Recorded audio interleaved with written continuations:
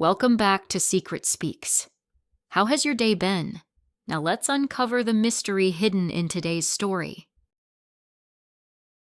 For years, I was the invisible beam holding up my son's house, selling my own home, and draining my savings so their roof would never collapse. They never asked how the bills got paid, they just assumed. And then on a quiet Sunday brunch in Portland, my daughter-in-law looked at me and said, "I ruin every holiday." She didn't know that I had already decided to stop saving them and that the final notice would show her exactly who had kept the roof standing all along. The clatter of forks and knives seemed to stop the second Olivia's words landed across the table. I had just taken a sip of lukewarm coffee when she leaned forward, her voice carrying louder than it needed to in the busy Portland brunch spot. "Maggie, you always ruin the holidays. This year, maybe just come for dinner and not the whole day." I froze with the cup still in my hand. The hum of conversation around us faded like someone had turned down the volume in the room. For a moment, I could hear only my own pulse drumming in my ears. Daniel's eyes stayed glued to the menu. He gripped it so tightly that the paper wrinkled in his hands. He didn't say a word. His knuckles were white, his shoulders stiff, like he was bracing for impact but refusing to step in. Across from me, Ethan shifted in his chair. 14 lanky, his phone usually glued to his hand. This time he looked up wide-eyed, then quickly looked back down. I caught the flicker of embarrassment on his face before he retreated behind the glow of the screen. The smell of bacon and maple syrup swirled through the air. Plates clinked at nearby tables. But at ours, silence stretched long and sharp. I set the cup down gently as if moving too quickly would make the moment shatter. My smile felt stiff. "I understand," I said softly, my voice steady but small. Inside, though, something twisted. Olivia had no idea. She had no idea who had made that house of theirs possible, who had kept the roof above their heads for years when they could not. She had forgotten completely. I reached for my napkin, folding it carefully, each crease buying me a second to keep my composure. Daniel finally cleared his throat. "Mom, it's not that we don't want you there. It's just, the holidays are stressful enough. Stressful enough without me." I heard the words he didn't finish. Olivia leaned back with a satisfied little sigh, stirring her mimosa with one finger along the stem of the glass. The faint clink of ice was louder than it should have been. I looked at Ethan again. He peeked at me from behind his phone, his mouth twitching as if he wanted to say something, then gave up. My heart ached. I brushed crumbs off my lap, lifted my purse from the back of my chair, and rose. "Are you leaving already?" Mom Daniel asked without looking up. "I have errands to run," I answered, steadying my voice, keeping it neutral. Olivia's lips curved into a smile that did not reach her eyes. "We just want Christmas to be perfect for Ethan. You understand that, right, Maggie? More than anyone I thought? More than she would ever know." I gave Ethan the gentlest smile I could manage. "I'll see you soon, sweetheart." As I walked toward the front of the restaurant, I caught the faint sound of Olivia's voice behind me, pitched just enough to carry. "See what I mean, Daniel? Everything becomes a whole production with her." The November chill hit me as I stepped outside.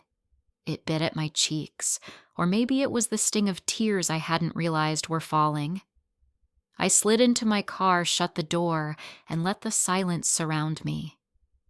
For a long moment, I sat there with both hands on the steering wheel, staring at nothing. Then slowly, I opened the glove compartment. The white envelope waited where I had tucked it the day before. The property tax bill, 7 pages thick, the black print stark and heavy. $8,200 due by January. $8,200 that I had always found a way to cover. My fingers traced the total, the numbers almost mocking me.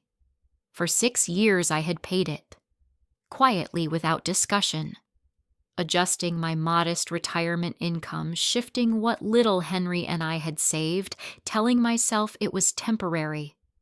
Daniel would get back on his feet. Olivia's business would pick up. But here I was years later, still carrying their roof on my back. Olivia had forgotten. She thought I was just the complication at the holiday table. She had no idea that without me that table and the house around it might not even exist.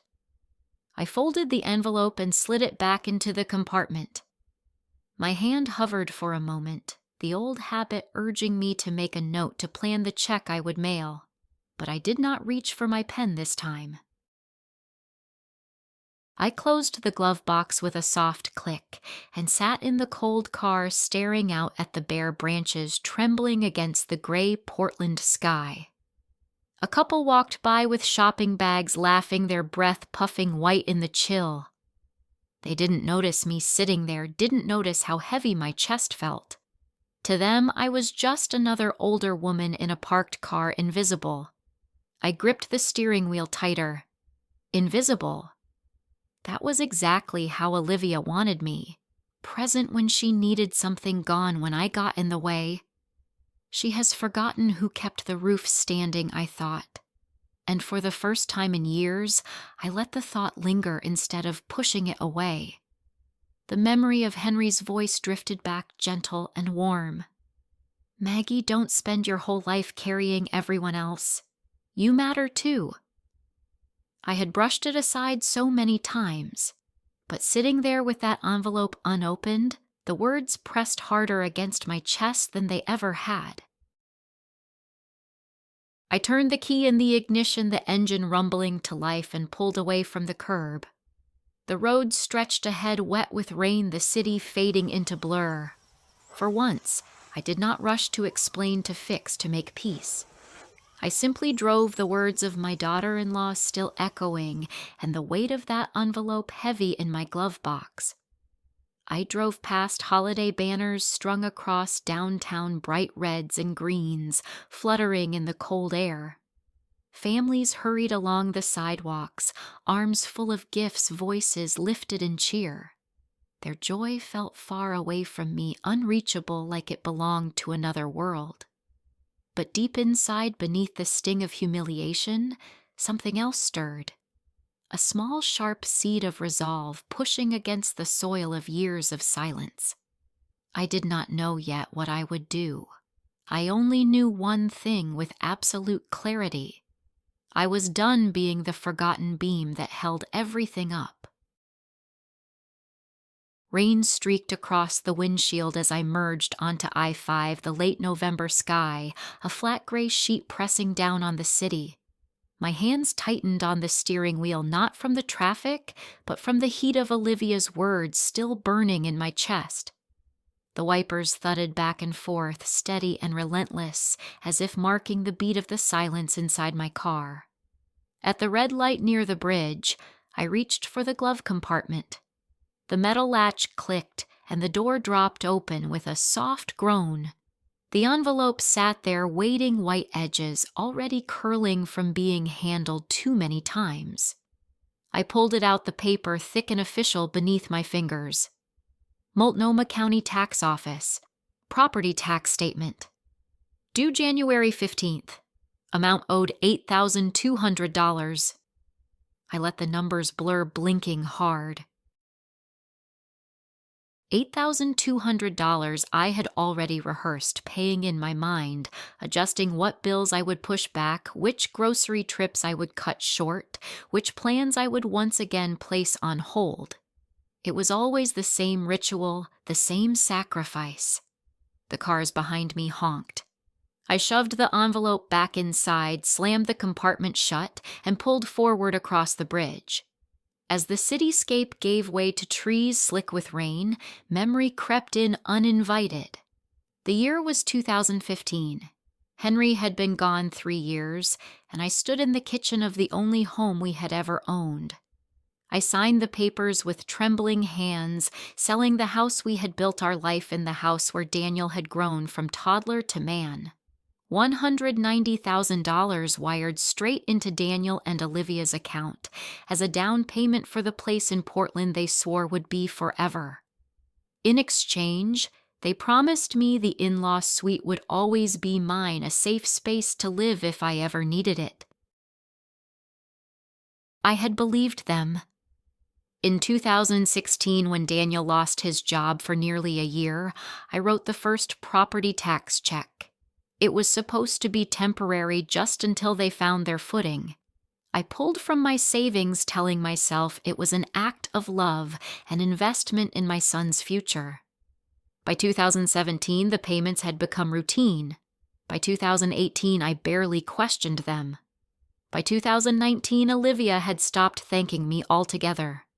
6 years blurred together into a stream of checks, written with quiet resignation, each one eating at what Henry and I had saved for our own retirement.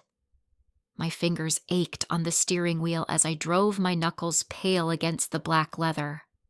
The heater hummed, but I felt cold all the way to my bones. In my mind, I could still see the beams of their house, the roof angled against the Oregon rain, the shingles glistening in sunlight after a storm. I imagined myself underneath a wooden beam, no one noticed, holding the weight, bearing the strain never seen, never thanked. That was what I had become. A horn blared and I jerked the wheel slightly, realizing I had drifted close to the lane divider. I exhaled hard, forcing my focus back on the road. By the time I reached my small apartment complex in Seattle, the daylight was already draining from the sky. I parked, shut off the engine, and sat in the quiet tick of cooling metal. The glove compartment still bulged slightly, the envelope pressing outward as if demanding my attention. I opened it again. The figures stared back, black ink on white paper, a cruel certainty. 8,200. The due date circled in red by my own hand last week before brunch, before Olivia's voice carved into me like a knife. Usually by now I would have scribbled notes in the margins. Adjust pension, skip trip with Judy, delay new tires. Each year I carved pieces off my life like trimming fat from meat slicing until there was almost nothing left. But today I picked up the pen and then set it back down. My hand hovered, trembling slightly, waiting for the old instinct to take over. Instead, I pressed the envelope flat, slid it back into the compartment without a mark, and shut the door. The click sounded louder than it should have. Final. I leaned back against the seat, closing my eyes. The rain pattered harder on the roof, steady as a drumbeat. My breath fogged the window and cleared again. I sat there until the ache in my chest dulled into something else, something unfamiliar. It was not anger. Anger would have been hot and fleeting. This was different. A quiet clarity, heavy but solid. I climbed out of the car, pulling my coat tighter against the wind. The chill of the Pacific Northwest seeped into me, but I kept walking toward the stairs, my shoes squeaking against wet pavement. Inside my apartment, the air smelled faintly of lavender from the candle I had left burning yesterday. I hung up my coat, dropped my purse on the chair, and stood in the small living room. My gaze fell on the framed photo of Henry on the shelf. His smile steady, his eyes kind, the lines around them deep from years of laughter. I spoke aloud to the empty room, barely above a whisper. I think I'm finally listening to you, Henry. The words steadied me. I turned toward the kitchen table, cleared off the stack of mail, and set out a clean notebook. For years, I had filled pages with expenses for others, lists of what Daniel and Olivia needed, calculations of what Ethan's camps or gadgets might cost. Tonight, for the first time, I wrote nothing at all. I simply sat there pen poised, staring at the blank page, feeling the weight of possibility pressing down. The envelope with the tax bill was still in the car, unopened this time, unscheduled, unpaid. I felt its presence even from here, like a shift in the air, a break in a cycle that had ruled me for too long. I closed the notebook, left the page blank, and stood by the window. The city lights blurred against the rain. For once, I let the silence settle around me without rushing to fill it. I did not know what would come next, but I knew one thing. I had not written the check. I had broken the pattern, and for the first time in years, I let myself breathe.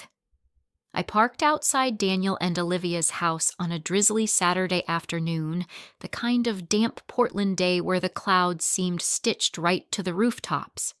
Their driveway was empty, both cars gone, which was exactly what I had hoped for. I still had my old key, one they had long forgotten I carried. I slid it into the lock and let myself in, the familiar creak of the door greeting me like a ghost from another life. The air inside smelled faintly of Olivia's candles, vanilla mixed with something sharper like eucalyptus. I walked through the hallway past the polished photographs of family trips to Cabo's shiny smiles, captured in frames that had no place for me. My steps slowed as I reached the door to the in-law suite. Once it had been called my room, a promise really that there would always be space for me here. I pushed the door open. Dust greeted me instead of warmth. The bed had been shoved against the wall, boxes stacked where my dresser used to be. Plastic bins labeled with Olivia's neat handwriting crowded the corners. Seasonal decor, fabric samples, and half-finished design projects filled every inch.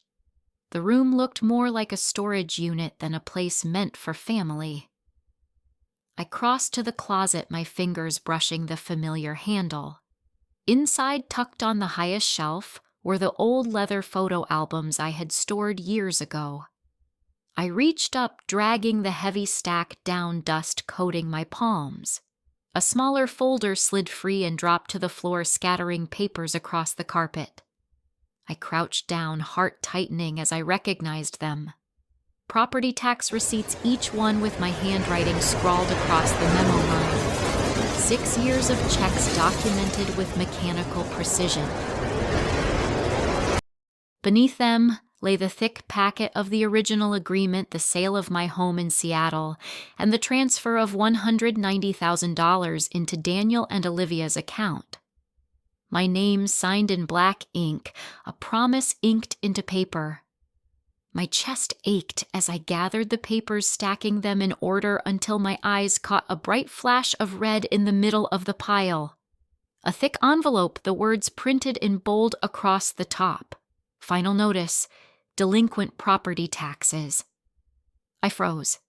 My fingers trembled as I held it. The seal was unbroken. They had not even opened it. For a long moment I could not breathe. The silence pressed in around me, the muffled hum of the refrigerator down the hall the only sound. The paper felt heavier than it should, as if the weight of years lived quietly, years erased all sat inside.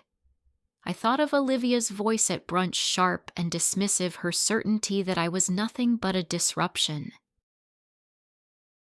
I thought of Daniel's silent eyes fixed on a menu, unwilling to stand between me and his wife's cruelty.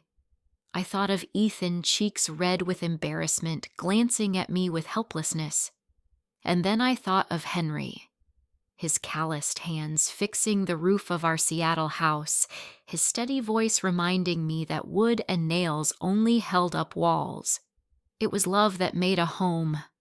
My grip on the envelope tightened. I could tear it open, write another check, save them again. That was what I had always done. Rescue without recognition, patch the cracks, bear the strain, the forgotten beam in their home. But I did not. With shaking hands, I set the envelope back on top of the stack and pressed the folder closed. My heart pounded, a strange mix of fear and liberation. The door opened suddenly, and I startled, but it was only the wind rattling through a loose window pane. I exhaled, realizing how tense my body had become, crouched on the floor like a thief in what was supposed to be my room. I slipped the albums into my bag, careful not to disturb the folder again. My hands brushed the glossy cover of a photograph tucked behind the documents. Daniel at his college graduation, Henry's arm around his shoulders, pride radiating from both of us. My throat tightened. I rose to my feet, scanning the room one last time. The in-law suite was no longer mine. It belonged to cardboard boxes and forgotten promises. I closed the door gently behind me and walked back through the hall. The family photos on the wall watched me as I passed Olivia's parents front and center in every wedding shot, their smiles wide, their pockets deep. I remembered liquidating part of my retirement fund for that same wedding, half vanishing into floral arrangements and a venue Olivia insisted upon. My place had already been shrinking even then. The kitchen counter gleamed under the light, spotless, except for a design magazine flipped open to a page circled in red. A chandelier worth $4,000, Olivia's handwriting marking it Christmas gift from Daniel. My jaw tightened. Money for luxuries, but not for taxes. I slung the bag with the albums over my shoulder and left the way I had come. The door clicked shut behind me, locking me out again, the house silent. Back in the car, I sat for a long while. The envelope's image stayed sharp in my mind, bold red letters shouting, "Final notice." It was not my name printed there. It was theirs. I placed both hands on the steering wheel, gripping it until the tension eased. I had seen enough. I had taken what mattered to me. The rest of it, the bills, the threats, the weight of keeping their roof upright, was no longer mine to carry.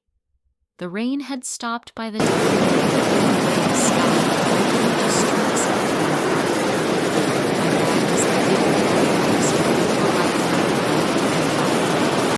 Proof that I had been more than the silent support beam they had turned me into. The house grew smaller in my rearview mirror, the windows blank and unseeing. I did not look back again.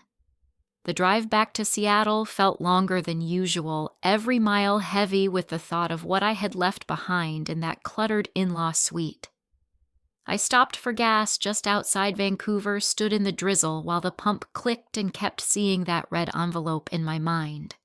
My fingers still tingled from touching it, as if I had brushed against something electric. By the time I reached my apartment, the clouds had thinned and the fading light spilled across the water. I climbed the stairs slowly, clutching the albums in my arms like evidence of a life I had lived that no one else seemed to remember. Inside, the apartment smelled faintly of lavender from a candle I had left half burned on the counter.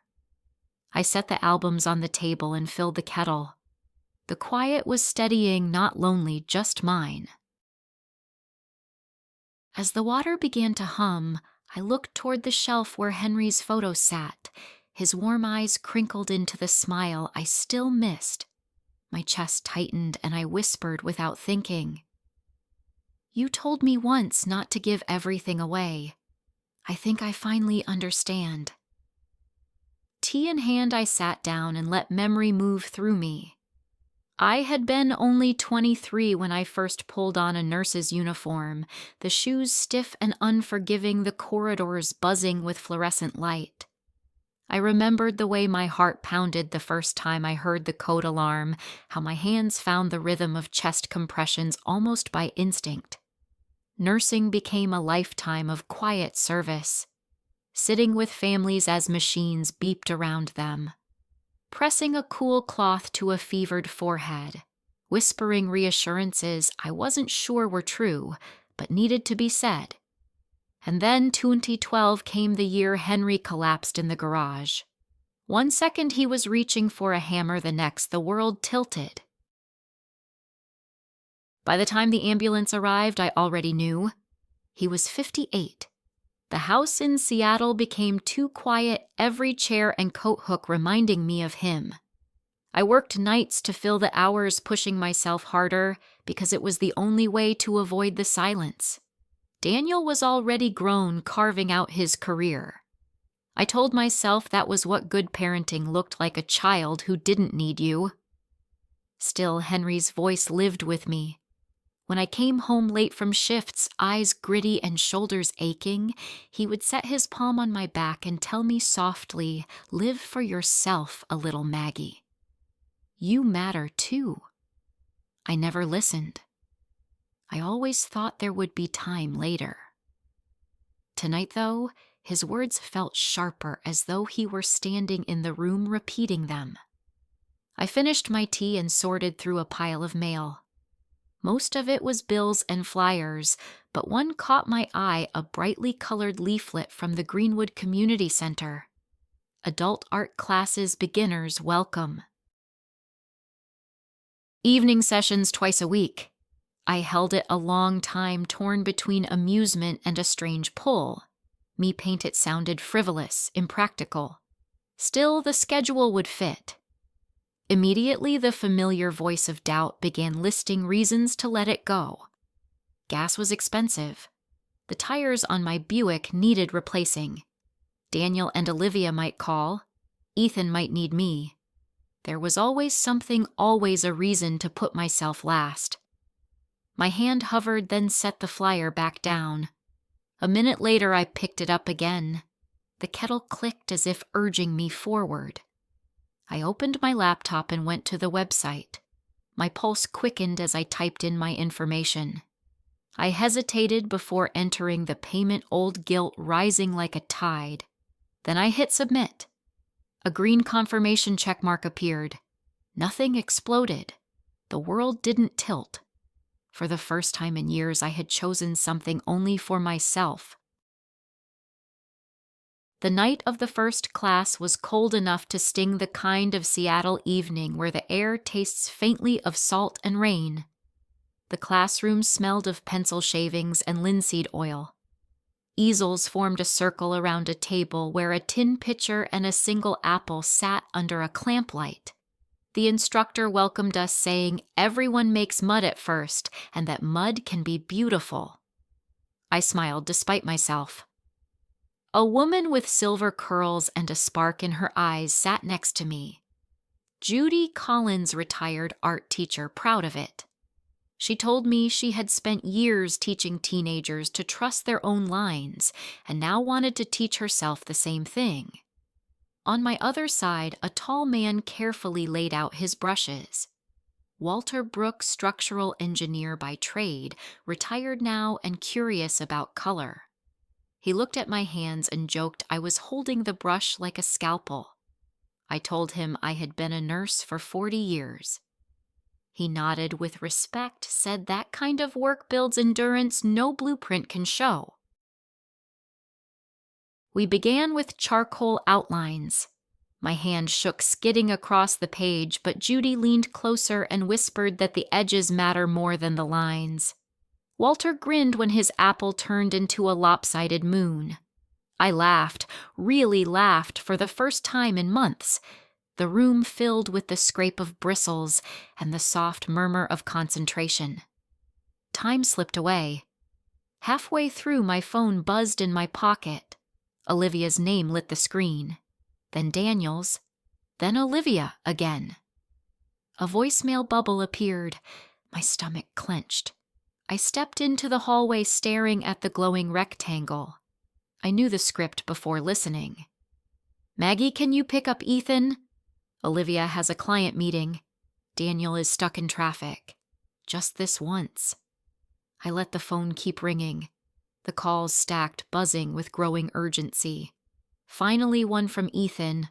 I opened it. His message was simple. "Hope you're doing something fun." My eyes stung. I typed back that I was in a painting class and that I loved him. I promised to help with his science project over the weekend. He answered with a quick thank you like a boy, relieved someone was still in his corner. I slid the phone back into my pocket and walked inside. Judy showed me how to pull a thin stroke of white paint along the apple's curve. Walter teased that mine looked like the kind you buy at a roadside stand, bruised but sweet. The apple on my canvas leaned to one side, imperfect and stubborn. It was mine. When class ended, I cleaned my brush with care wiping until the water ran clear. Outside, the rain had returned in a fine drizzle. I turned my phone back on. 7 missed calls, 3 voicemails, a string of texts from Daniel. The last one read, "We need to talk about your responsibilities to this family." I stared at the words until the letters blurred. Then I locked the screen and drove home. The apartment greeted me with quiet. I propped the canvas against the wall. The apple looked awkward and I loved it. I heated a can of soup and ate standing at the sink, the steam warming my face. Henry's photo caught the lamplight. I spoke to him as if he were across the table. I stayed Henry. I let the phone ring. After washing the bowl, I pulled out a fresh notebook. Not the ledger where I tracked other people's needs, but a clean one. On the first page, I wrote a list that belonged only to me. Buy better brushes next week. Ask Judy about the Saturday walking group at Green Lake. Ask Walter about varnish. Pick up a loaf of rosemary bread from the bakery near the market. The phone buzzed again. I let it. I closed the notebook, turned off the lamp, and let the room settle into shadow. The wind rattled the windows, the same rhythm I had heard on countless nights in the hospital when storms pushed in from the sound. I lay down and stared at the ceiling until my breath evened out. For once, I felt like the weight on my chest belonged to me alone and not to anyone else. The first real snow of December fell thin and powdery, just enough to make the roof sparkle when the sun broke through the clouds. I was in the middle of folding laundry when my phone buzzed with a news notification. I almost ignored it, but the words caught my eye. Local designer loses major lawsuit. The photo beneath it made my stomach tighten. Olivia standing outside the courthouse, her jaw set, and her hair slicked down from the rain. I opened the article. A family in Lake Oswego had hired Olivia's firm Olivia Interiors to redesign their kitchen. According to the report, the cabinets were installed incorrectly, water lines were misrouted, and by the end of the project, the couple's brand new floor had warped. They sued. Olivia fought it. She lost. The court ordered her to pay damages plus legal fees, nearly $40,000 in total. I sat down heavily at the table, the towel in my lap forgotten. The Olivia I knew hated losing, especially in public. The article mentioned her company's reputation had taken a hit. Clients were canceling projects, and her showroom had closed early several times that week. I could almost hear her voice sharpening with blame, looking for someone to aim at. That evening, Daniel called. His voice was tight. "Mom, did you hear about the lawsuit?" I told him I had. He sighed a heavy sound, then said Olivia was furious and that she felt cursed. Cursed, I repeated, tasting the bitterness in the word. He rushed to explain that Olivia had worked so hard that one bad case could ruin everything. I wanted to say one bad case was not the same as years of entitlement, but I bit my tongue. A few days later, Olivia invited the family for brunch at their house. The air inside smelled of cinnamon rolls, but carried an undercurrent of tension. Olivia stood at the kitchen island with a glass of wine, though it was only 11 in the morning. Her voice was sharp when she greeted me. "Maggie," she said, "you really should not bring that negative energy into the house." I blinked, stunned. Negative energy? I had barely stepped inside. Daniel looked embarrassed, his hand brushing the back of his neck. Ethan sat at the table with his homework spread out, pretending not to hear. Olivia went on her words, quick and cutting. Ever since you started spending time on these little hobbies, things have been going downhill. First the lawsuit, now clients dropping. I cannot help but notice it all lines up with you changing your routine. My pulse quickened. She was serious. She was blaming me as if my decision to attend a painting class had shifted the tides of her business. Olivia's cheeks flushed, her voice rising. You have been a cloud over this family. Maybe that is why the holidays never go smoothly when you are around. I stood frozen, holding my purse like a shield. Daniel muttered something about stress, but Olivia cut him off. She leaned closer, her tone lowering into something colder. This year you can come for Christmas dinner, but just dinner. Not the whole day. We cannot afford the drama. The words hit harder than I expected. They were not a suggestion. They were a command. I looked at Daniel, waiting for him to object, to remind her of promises made years ago. He stared at the floor. Ethan's pencil rolled off the table and clattered on the hardwood. He bent to pick it up, his shoulders tight. He would not look at me, and that broke something in my chest. I cleared my throat, steadying my voice. Of course, I said. Just dinner. Olivia smiled, triumphant, as if she had settled a negotiation. She turned back to her glass of wine, already dismissing me. I excused myself to the bathroom and locked the door, gripping the sink until my knuckles whitened. My reflection in the mirror looked tired, the silver in my hair stark under the harsh light. I whispered Henry's words like a prayer. Live for yourself a little, Maggie. You matter too. When I returned, Ethan glanced at me quickly, his lips pressing into a thin line. He slid his notebook into his backpack and muttered that he needed to work upstairs. I watched him go, wondering what he had overheard, what he had understood. The rest of brunch passed in stilted conversation, Olivia dominating the table with stories about her lost clients and future plans. Daniel nodded, offering her comfort.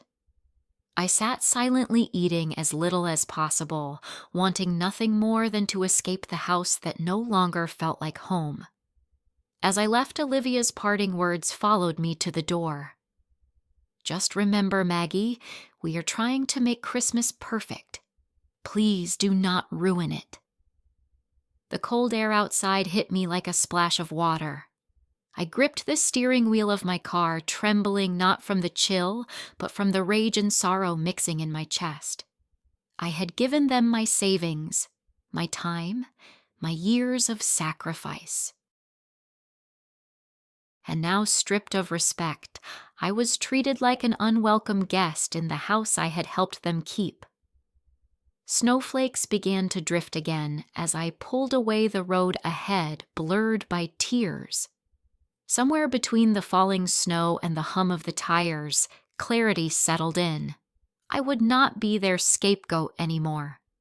Still, the sting of Olivia's words lingered, echoing louder than the storm outside. Daniel's office sat on the 12th floor of a beige tower downtown, rows of cubicles broken only by glass-walled conference rooms that smelled faintly of coffee and toner. He had been working as a financial manager at the insurance firm for years, but the past week had stripped the calm from his voice. An internal audit had pulled apart the numbers he had overseen, highlighting small but persistent discrepancies. Travel budgets stretched beyond policy vendor invoices, missing approvals, expense reports he had signed without looking closely enough. It was not fraud, the auditors had said, but it was sloppy. The word sloppy cut deeper than anything. That afternoon, his supervisor called him into a conference room with blinds drawn tight. Daniel returned an hour later, pale lips pressed into a thin line. He did not call me that night, but I learned later he had been issued a formal reprimand. No suspension, no demotion, but the warning was enough to remind him how quickly stability can crack. When he drove home, the streets were slick with frost. Olivia met him at the door, her eyes sharp, her wine glass already half empty. I imagined her asking about the lawsuit, about the money they had lost, about clients who had disappeared. He told her what had happened at work instead. She listened, then shook her head. "You cannot afford another mistake, Daniel. And you know what else we cannot afford." She pointed at the envelope on the counter. The county seal glared from the corner, the words, "Final Notice," printed in heavy black. Daniel had tried to hide it under a stack of magazines, but Olivia had placed it on top like a trophy. "You need to talk to your mother," she said. "She has always handled this. She will understand." Daniel rubbed the back of his neck, his tie still loose, his eyes bloodshot. I can picture the scene, even though I was not there. He said nothing. Olivia pressed harder, her voice rising. "You know she will pay it. She always does. All you have to do is ask." Daniel muttered something about how I had been distant lately, how I had ignored calls. Olivia slammed her glass down on the counter, the sound sharp against the marble. "Then make her listen. Tell her we are in trouble." Ethan came down the stairs, halfway through, his backpack slung over one shoulder. He paused at the bottom step, his face caught in the tension of the room. Olivia smiled too brightly and told him to finish his homework upstairs. He obeyed, but not before glancing back at his father with a look that asked questions Daniel could not answer. That night, Daniel lay awake. I knew because he texted me after midnight a simple message that said, "Are you still awake?" I did not see it until morning, but I can imagine him in bed, staring at the ceiling, the red envelope on the nightstand like a silent accusation. He did not tell me about the reprimand. He did not tell me that Olivia had demanded I pay again. He only asked if I was free for dinner sometime next week. I read the message in the morning light, the words, "Polite too." Polite, hiding the urgency I had come to recognize in my son's tone. I set the phone down without replying right away. I walked to the window, watching the city wake under a pale sky, buses rumbling past, children clutching backpacks. For years, I had answered every message within minutes, rearranging my life to suit theirs. This time, I let the phone rest on the table while I made coffee. Back in Portland, Daniel sat in the kitchen with the envelope between his hands, unopened still, though the words on the front told him everything he needed to know. He thought of his office, the reprimand filed in his record, the way his supervisor had looked at him with disappointment. He thought of Olivia's eyes sharp as glass, of Ethan's silence, of me sitting in my apartment hours away. He tore the envelope open, finally, the paper resisting for a second before giving way. He read the amount due. He read the deadline. He read the threat of foreclosure in small print at the bottom. His breath caught. Olivia walked in, her heels clicking against the tile. "Well," she said, "now you see. Call your mother tomorrow. We cannot lose this house." Daniel folded the notice back into the envelope and said nothing. He placed it on the counter, the red edge bright under the kitchen light. Then he went upstairs, leaving Olivia alone with her glass and her fury. He lay in bed staring at the ceiling, the house silent around him.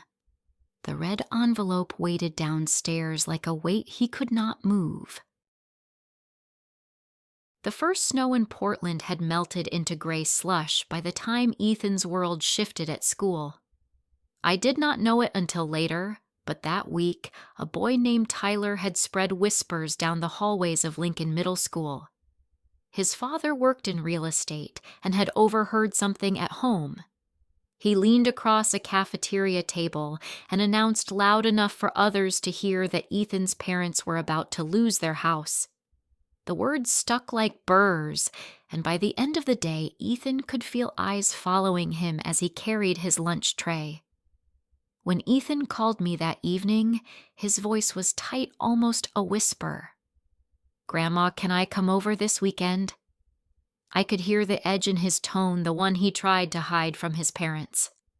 I said yes before he could explain why. On Saturday morning, he showed up at my apartment with his backpack heavier than usual. His sneakers were damp, his cheeks pink from the cold. I made hot chocolate while he set his things on the table, unpacking not just clothes, but also a bent cardboard box filled with wires, plastic blades, and scraps of foam board. It looked like it had already been through a war. He wrapped both hands around the mug and stared into the swirl of marshmallows. Finally, he told me what had happened. Tyler said my parents are going to lose the house. Everyone heard. His voice cracked, and he would not meet my eyes. My chest tightened. No child should carry that kind of shame. I reached across the table and took his hand. "Ethan, sometimes kids repeat things they hear without understanding. You are not responsible for what adults do. You are safe here. You are loved." He nodded, but his eyes still carried the weight. I decided he needed a project, something to pull him back into himself. "Tell me about this," I said, tapping the box with the turbine pieces. His shoulders loosened a little as he explained. "It's for the science fair. It's supposed to light up a bulb when the blades spin, but it keeps falling apart." We cleared the table and spread the pieces out. For the next few hours, time belonged only to us. Ethan explained how the generator worked while I held the blades steady. My hands were clumsy, better suited to bandages and thermometers than tiny wires, but he guided me. We taped and glued and tried again. When the bulb finally flickered to life, Ethan let out a laugh so bright it filled the room. The sound pulled tears to my eyes before I could stop them. We tested it again and again, refining the angles, strengthening the base. By late afternoon, the model stood firm, blades turning steadily under the small desk fan I dug out of the closet. The bulb glowed strong and clear. Ethan looked at it like it was proof of something bigger. After we cleaned up, he grew quiet again. He set the screwdriver down and stared at the finished turbine. "Grandma, I don't like being at home lately." His voice was low. "It feels like everyone's angry all the time." I swallowed hard. He looked at me, eyes wide and vulnerable. "I want to be here more," he said. "With you." I smoothed his hair back just as I had when he was little. "You can always come to me. Anytime. My door is open." His shoulders eased and he leaned into me, letting out a long breath. We sat there for a while, the hum of the heater filling the silence, the little turbine still glowing softly beside us. That evening, I suggested we bake cookies. His face lit up again, and soon the kitchen was filled with the smell of sugar and butter. We laughed when flour dusted across the counter and onto his sweatshirt. For a moment, he was simply a boy again, free of the shadows of his parents' troubles. After dinner, he sprawled on the couch with extra blankets, the city lights flickering through the blinds. He told me about his favorite teacher, Mrs. Hernandez, who encouraged his love of science, and about the book he was reading for English, a story about survival in the wilderness. His voice grew sleepy as he spoke, drifting between sentences until his eyes closed. I sat nearby, watching the steady rise and fall of his chest. In that quiet, I thought of the red envelope on Daniel's counter, its weight pressing on the whole family. Ethan had carried it into his school, into his friendships, into his heart. The cruelty of Tyler's words would fade, but the fear underneath was real. I tucked the blanket higher on his shoulders and whispered, "You are stronger than you know." He did not stir, but I hoped the words reached him anyway. Later, as I washed the cookie sheets and stacked the cooling rack, I felt something shift inside me. This boy needed more than emergency babysitting or last-minute favors. He needed stability, someone who would not crumble or lash out. I could not save his parents from their choices, but I could be the safe place he deserved. When I finally went to bed, the turbine still stood on the table blades, catching the faint draft from the vent bulb glowing like a tiny beacon. It seemed to echo Ethan's words, his hope to be here more, his need for shelter that was more than walls and a roof. I closed my eyes and promised myself I would not let him down. By mid-afternoon, Mrs. Carter from 2 doors down had already spotted it. She was outside trimming what little was left of her rose bushes, bundled in a thick scarf, but her eyes were fixed squarely on that piece of paper. Her terrier barked, pulling on the leash, but she did not move until she had read every word. By evening, she had called her sister in Beaverton, and the news began to spread through the cul-de-sac like spilled paint. I heard about it first from Judith, who lived 1 block over and still talked to a friend in the neighborhood book club. "Maggie," she said on the phone, "I don't know what's going on, but Olivia's name came up at bridge last night. People are saying there's trouble with the house." Trouble was an understatement. By the weekend, everyone on their street knew about the unpaid taxes. Mr. Simmons from across the road mentioned it while shoveling his driveway loud enough for Olivia to hear as she carried in groceries. The Petersons, who ran the book club, stopped inviting her to their weekly gatherings. Even the high school kids walking home pointed and whispered. Olivia hated nothing more than being the subject of gossip. She tried to keep up appearances driving her shiny SUV into town, wearing her best coat, her lipstick perfectly applied. But in the grocery store, she caught the sidelong glances. 2 women near the bakery counter leaned close to each other, murmuring, while their eyes slid to her and back again. Olivia grabbed a carton of eggs so tightly the lid bent in her hand. At the pharmacy, she stood in line with a bottle of aspirin, and the man in front of her turned just enough to glance at the notice posted on the community bulletin board about property auctions. He looked at her, then quickly away. Olivia's cheeks flushed red, and she left the bottle on the counter without paying, storming back to her car. By Monday, the humiliation had grown unbearable. She pulled into the shopping center and spotted 3 of her fellow Design Circle acquaintances near the entrance of a boutique. They were laughing about something, but the moment she stepped out of her SUV, their voices dipped. One raised her brows in silent judgment. Another gave a tiny shake of her head, pity sharp as a knife. Olivia's chest tightened. She marched past them, her heels clicking against the pavement, but for the first time she did not wave or greet anyone. That afternoon, I drove over to Daniel's house with a small box of Ethan's things he had left behind at my place. The sun was low, casting long shadows across the driveways. Olivia was outside, standing near the curb with her phone in one hand, her face set in a hard mask. When she saw me, her eyes flared with fury. She stalked toward me before I had even closed my car door. So she spat, "Enjoying yourself." Standing there while the whole neighborhood laughs at us, I held the box close and said nothing.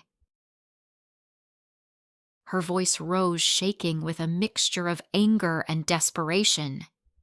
"You could have helped. You know you could have. But no, you sit back and watch while we're humiliated." She jabbed her finger toward the bright orange notice still taped to the door. "Look at it, Maggie. Does that make you feel powerful? Does it make you happy to see us like this?" I steadied my breath, met her eyes only for a moment, then looked away. The fury pouring out of her was not mine to carry. I shifted the box in my arms and stepped past her, walking toward the front steps without a word. Behind me, I heard the sharp intake of her breath, a half-choked sound between rage and despair. She called after me, her voice cracking. "You've always wanted this. To see us fail. To see me fail." I did not stop. I set the box on the porch, turned and walked back down the driveway. My shoes crunched against the frost, steady, measured. Olivia's figure trembled at the end of the path, her shoulders stiff, her fists clenched at her sides. As I reached my car, I glanced once more at the house. Curtains in neighboring windows had shifted. People were watching.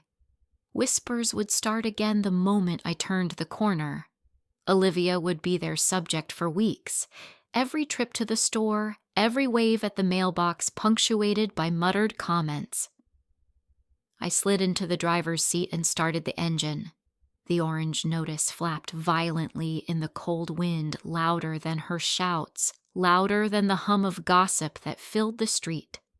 Olivia stood beneath it, dwarfed by its bold letters, her anger spilling into the empty air. I drove away without looking back, the neighborhood lined up in quiet witness, their judgment already made. The night of Christmas Eve arrived crisp and clear, the kind of cold that sharpened the stars over Portland.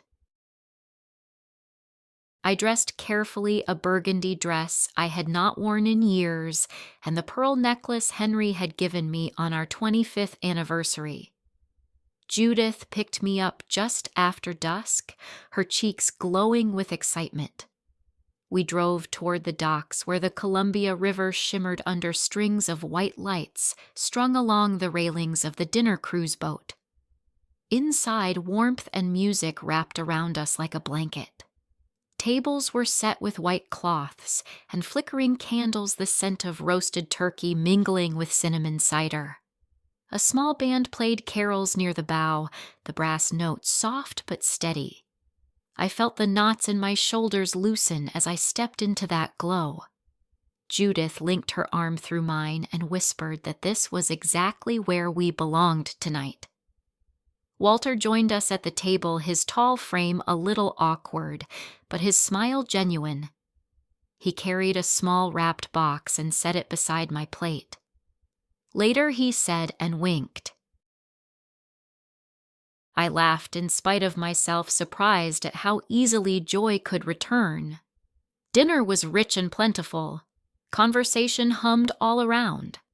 I listened to Judith tell stories of her teaching days, and Walter speak about bridges he had helped design decades ago. My own laughter came more freely than it had in years. After dessert, the band shifted into softer tunes. Walter stood, extended his hand, and asked if I would dance. My heart fluttered, but I nodded. On the polished floor, he guided me gently, his hand firm but kind at my back. The windows reflected our figures swaying together, lights glittering beyond the glass, the river carrying us forward in silence. For a moment, I forgot the weight of years and felt only the rhythm of music and the steadiness of another human beside me. Judith clapped when the song ended, teasing that I had a glow in my cheeks. I felt it too. Happiness fragile but real. Meanwhile, across town, the lights inside Daniel and Olivia's house burned late. They sat at the kitchen table, the unopened envelope with the county seal lying between them. Daniel's fingers tapped nervously against the wood. Olivia's glass of wine sat half full, her lipstick staining the rim. At last, Daniel tore it open. The words printed inside were worse than the last notice. Payment required in full within 14 days. Failure to comply would result in immediate legal action, foreclosure proceedings to begin. Olivia's face drained of color. She gripped the edge of the table. "We cannot let anyone see this," she hissed. Not the neighbors, not even Ethan. Daniel nodded, his jaw tight. They had already seen enough whispers, enough pointed stares. If the community found out the deadline was so close, the humiliation would be unbearable. They sat in silence, the only sound the hum of the refrigerator. Daniel read the amount again and again, as if the numbers might shrink if he looked hard enough. Olivia rubbed her temple, muttering that his mother could fix this if she chose. He said nothing, knowing I had already chosen otherwise. Back on the boat, the evening deepened. The band played White Christmas, and couples moved easily across the floor. Walter leaned closer, his voice low, so only I could hear. "Maggie, you seem lighter tonight." I smiled, and for the first time in decades, the answer rose without hesitation. "Yes," I said. "I really am." Judith raised her glass to toast to new beginnings, and I joined her. Outside, the river shimmered under the moon, carrying us past the darkened shoreline, where houses stood with lights twinkling in their windows. Inside, laughter and music filled the space, and I let myself belong to it. While Daniel and Olivia stared at the notice on their table, trapped in silence and fear, I was out on the Columbia River dancing, the music lifting me higher than I had thought possible. And for once, I chose not to think about their panic. I chose myself. It was exactly 6 o'clock when I stepped up to the porch, the gifts balanced in one arm, the pie dish warm in the other. The wreath on the door was symmetrical and pristine, but I could feel the tension behind the wood before I even rang the bell. Olivia opened the door with a smile stretched too thin, her eyes glittering more with nerves than with joy. "Merry Christmas, Maggie." She said the words clipped and brittle. Daniel stood just behind her, his tie askew, his jaw tight. Then Ethan appeared, breaking the stillness like sunlight. He dashed to me and wrapped his arms around my waist. "Grandma, you're here." I kissed the top of his head and whispered, "Of course I am, sweetheart."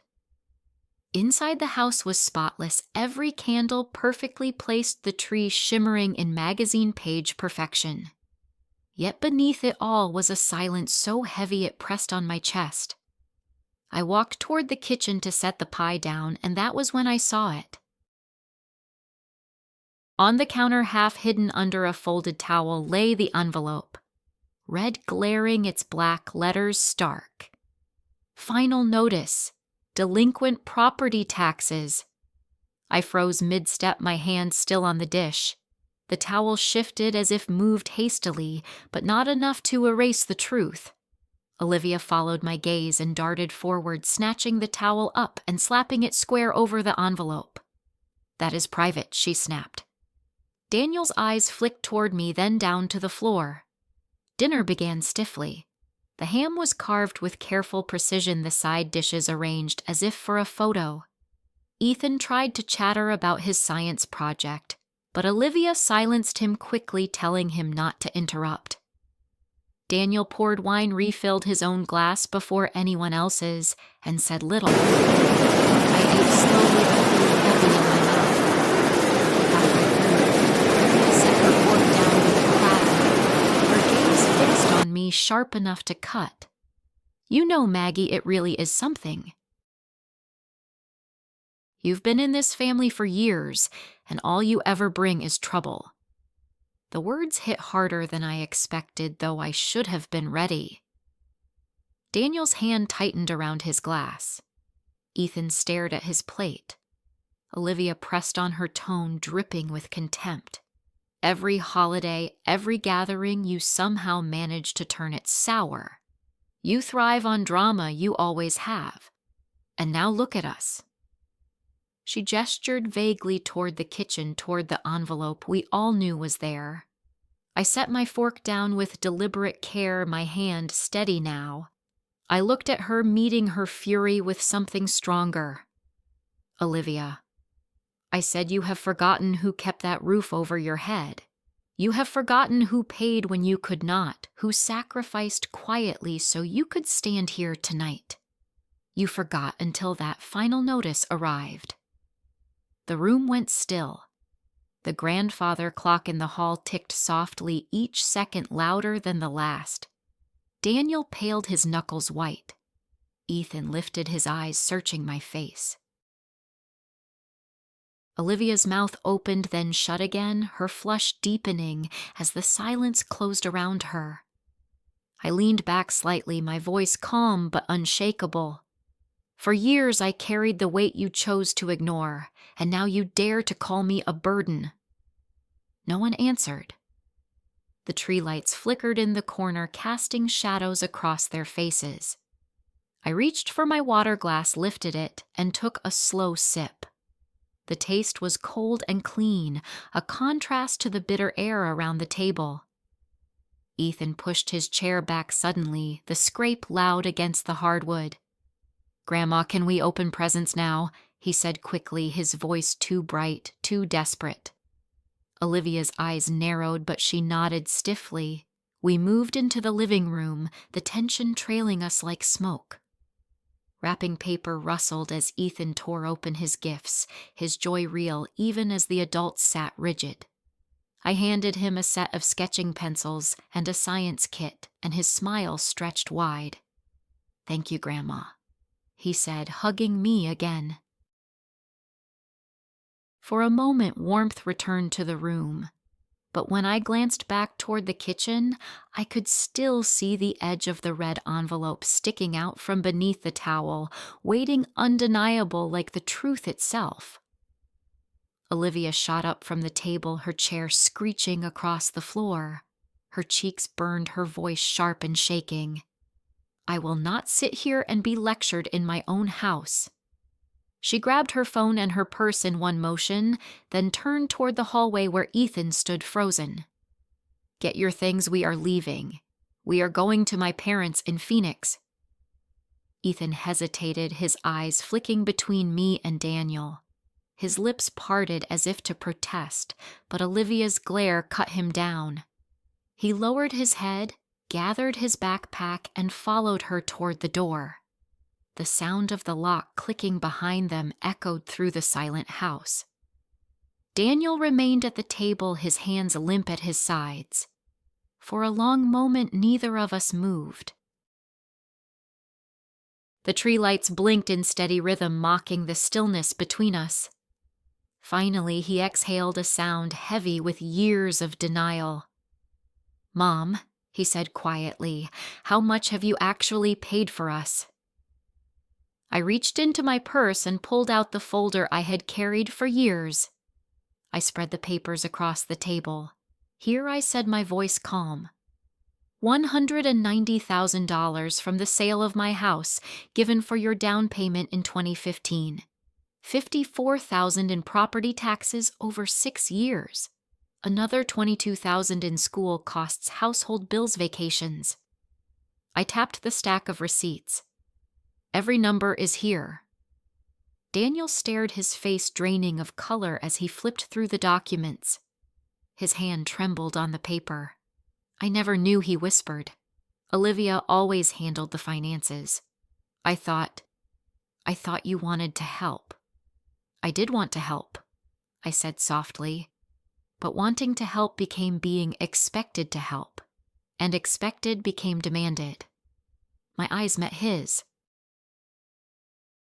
"And all the while you stood by in silence." He dropped his head into his hands. The silence stretched until I wondered if he had heard me at all. Then his shoulders shook once, a harsh breath leaving his chest. "Mom, I am sorry. Truly. I see it now. You should not have carried all this. I should have stopped it." I reached across the table, resting my hand on his arm.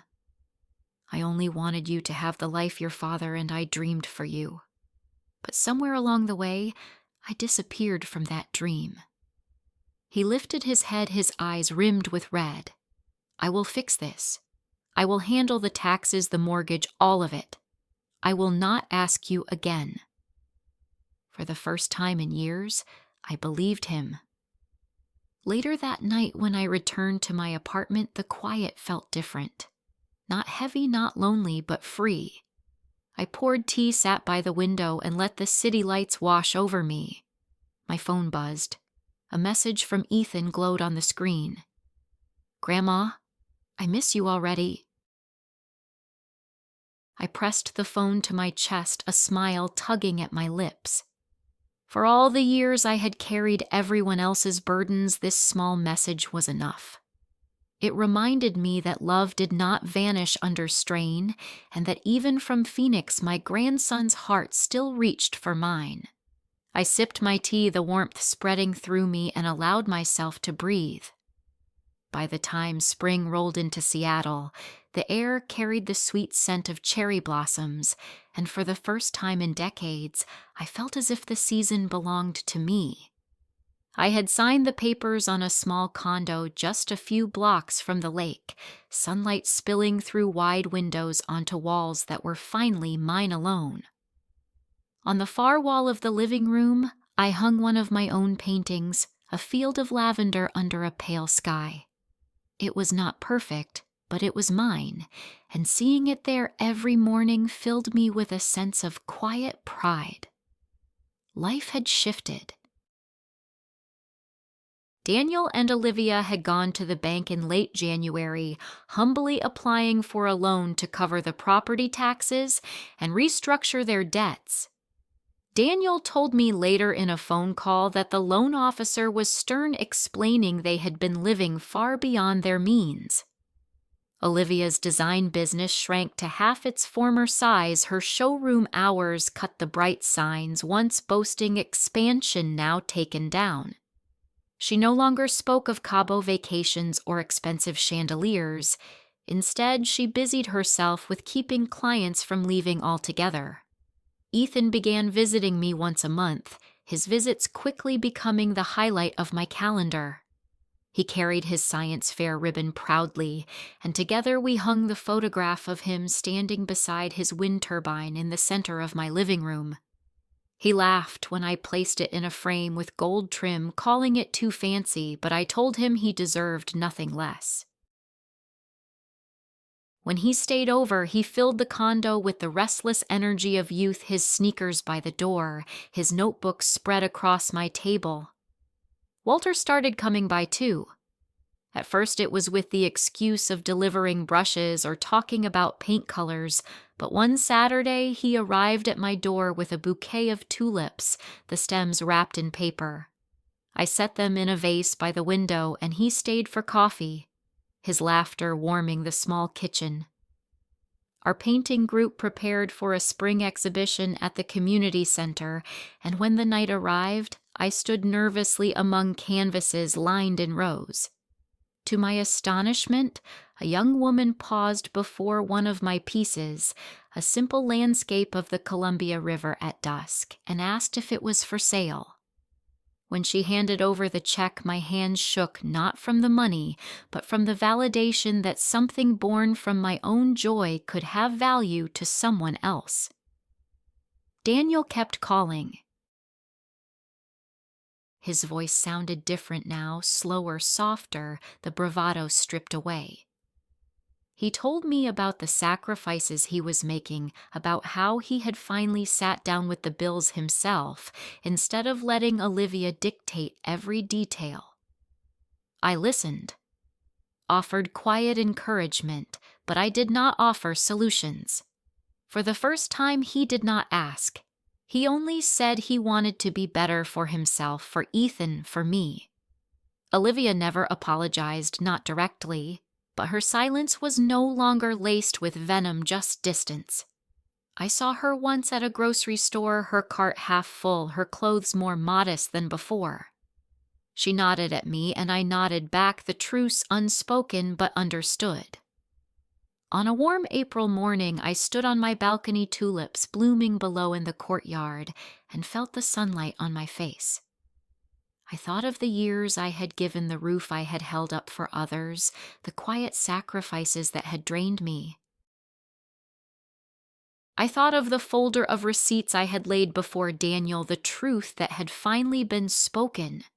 And I thought of Ethan, his laughter echoing in my condo, his ribbon shining on my wall. I was no longer the invisible beam holding up a house that did not want me. I was building my own house, not of wood and nails, but of choices, boundaries, and joy. I poured myself another cup of coffee, set out fresh flowers on the table, and let the day begin. I am not the support beam for someone else's roof anymore. I am building the roof of my own. If this story spoke to you, share your thoughts in the comments. Let me know if you have ever reached the moment when you chose yourself. And if you want to hear more stories like mine, stay with this channel. Your voice keeps these stories alive.